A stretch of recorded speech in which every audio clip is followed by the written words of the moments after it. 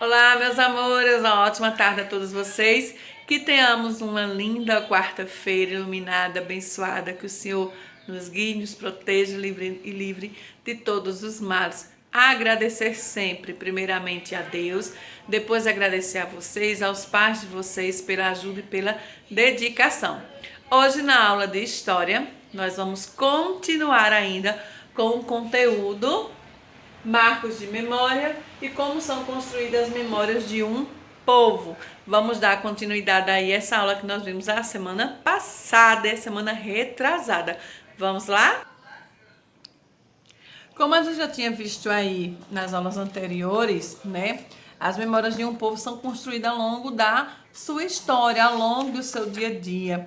Que as memórias no Brasil, elas são construídas a cada dia, não só no Brasil como no mundo todo.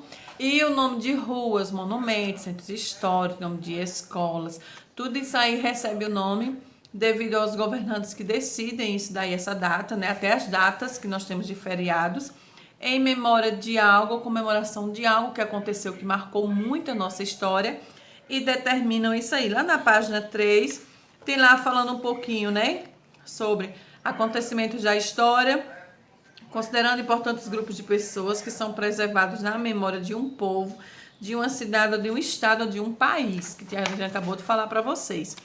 Na página 4, a gente viu também que os nomes das lojas, nomes de escolas, nomes de praça, tudo isso aí que recebe o nome é por alguém que fez parte da nossa história, que construiu, que marcou algo. E vimos na página 8 como são construídas a memória de um povo. São construídas ao longo do tempo, não é? Se vocês pararem para analisar um pouquinho, desde o início que a gente vem aprendendo história, a gente vem vendo que tudo da história do povo vem sendo através do tempo, ao longo do tempo, vem sendo feita a história. Vimos aí um pouco sobre a independência do Brasil, o 7 de setembro, o desfile e sua importância, né? Porque ele ficou marcado, que Dom Pedro falou lá nas margens do rio Ipiranga, deu a independência ou morte, né? Quem seguisse ele. E ele queria um país livre, um país independente de Portugal. E vamos ver hoje um pouquinho na página 12 sobre Tiradentes, que é comemorado no dia 21 de abril, logo depois do dia do meu aniversário. Meu aniversário é dia 20 de abril. Então, para mim e para minha família, dia 20 de abril tem uma data, é um marco importante para nós da família, porque é meu aniversário. Mas para a história do país, não, porque tem que acontecer algo muito importante. Lá na página 12, tem lá falando: o marco de memória criado para lembrar a história de Joaquim José da Silva Xavier, popularmente conhecido como Tiradentes, é um exemplo de como a imagem de um herói nacional é construída para permanecer na lembrança de um povo. Conheça um pouco mais da história e saiba por onde celebramos o dia de Tiradentes. E por que celebramos? Quem foi Tiradentes? Tiradentes era um alferes que participou de uma revolta contra o domínio português na época em que o território brasileiro era colônia de Portugal. Essa revolta foi chamada de Confidência Mineira. Por que mineira? Porque aconteceu em Minas Gerais em 1789, onde acontecia uma intensa exploração de ouro. Então, os revoltosos, também chamados de inconfidentes, estavam insatisfeitos com o governo e um dos motivos era a alta cobrança de impostos. Uma delas ficou conhecida como a derrama. O objetivo dos inconfidentes era separar as capitanias de Minas Gerais do restante do território brasileiro e fundar uma república independente. Aí tem a foto da Inconfidência Mineira de Joaquim José da Silva Xavier. Aí lá tem, apesar de terem se organizado, os inconfidentes não obtiveram sucesso em seus objetivos e foram descobertos pelo governo português, que ordenou a prisão de todos os participantes do movimento.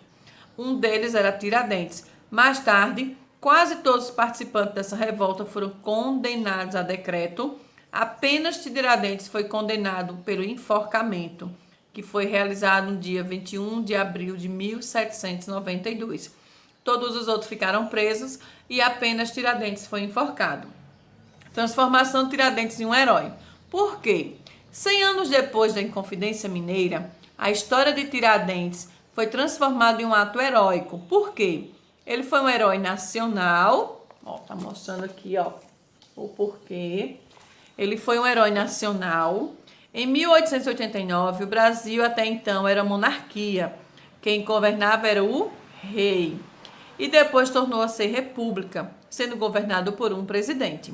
Para transmitir a ideia de que a república era melhor que a monarquia, nosso governo precisava de um personagem da história do Brasil que estivesse relacionado aos valores republicanos que substituísse Dom Pedro I, que foi um herói da nação brasileira. Então, Tiradentes foi escolhido como Marte da liberdade. Marte quer dizer pessoas que se sacrificam, ou seja, sofrem por alguma coisa. Feriado nacional em 1890, uma lei transformou o dia 21 de abril em feriado. E em 1965, outra lei transformou Tiradentes como patrono da nação brasileira. Patrono é a personalidade escolhida para manter tradições ou ideias vivas, nesse caso, ideias republicanas. Imagem de Marte. Por que ele era imagem de Martim? Na grande parte das obras de arte produzida, Tiradentes foi representado com uma aparência semelhante à de Jesus Cristo, com barbas, cabelos compridos. Isso foi feito com que simbolizasse alguém que sacrificou pelo ideal da república. Tiradentes nos espaços públicos. E ele ficou conhecido como Tiradentes nos espaços públicos, porque a partir de 1889, vários monumentos, como esculturas e outras obras de artes, foram criados para consolidar Tiradentes como um herói nacional. Com a mesma intenção, diversos espaços públicos, como ruas, praças, colégios, receberam o nome desse personagem histórico. Já na página 15, fala um pouco sobre de 13 de maio a 20 de novembro como marcos de memória, que no Brasil, a escravidão de povos africanos e afrodescendentes dura aproximadamente 350 anos e deixou marcas profundas na sociedade brasileira. O dia 13 de maio de 1888 é um marco histórico, pois nessa data foi quando a princesa Isabel criou a Lei Áurea e milhares de pessoas negras escravas tornaram-se livres e a escravidão ficou proibida no Brasil. A lei foi assinada pela princesa Isabel, filha de Dom Pedro II, e publicada no jornal, que está mostrado aí, em 1888, tá certo? Contudo, após a escravidão ser abolida, os governos nada fizeram para compensar os ex-escravizados pela violência sofrida ou para incluí-los na sociedade. Depois de se tornarem livres, a maior parte dessas pessoas não tinham emprego, terras ou dinheiro para começar uma nova vida. Muitos voltaram a ser escravos porque precisavam se manter, sobreviver, e outros acabavam morrendo por conta que eles passavam muita fome. Ninguém queria mais um trabalho deles e pagar um escravo, já que era negro, né, a ser um trabalhador. Então as pessoas já são racistas há muitos e muitos anos, há milhares de anos, porque desde quando que se diz que o negro ele tem que ser escravo? Ninguém tem que ser escravo, independente de cor. Todo mundo é igual e merecem os mesmos respeito. No dia 20 de novembro, teve um movimento negro.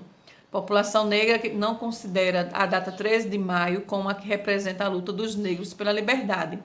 Para o movimento negro, celebrar o dia 13 de maio é colocar a princesa Isabel no centro das comemorações, como se fosse a principal responsável pela abolição da escravatura.